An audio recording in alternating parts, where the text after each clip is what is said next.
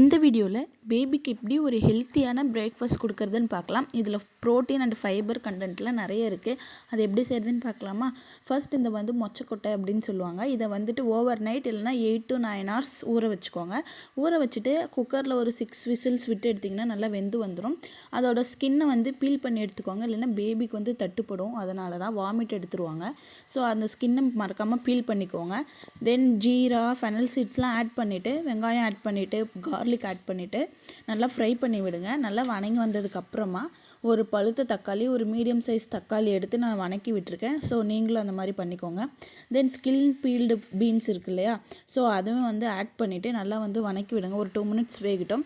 இப்போ நம்ம மசாலா ஆட் பண்ண போகிறோம். Turmeric, garam masala, sambar powder, mutton masala, கொஞ்சமாக நான் உப்பு ஆட் பண்ணியிருக்கேன். ஸோ நீங்களும் உங்கள் குவான்டிட்டிக்கு ஏற்ற மாதிரி உப்பு ஆட் பண்ணிவிட்டு நல்லா மிக்ஸ் பண்ணி விடுங்க.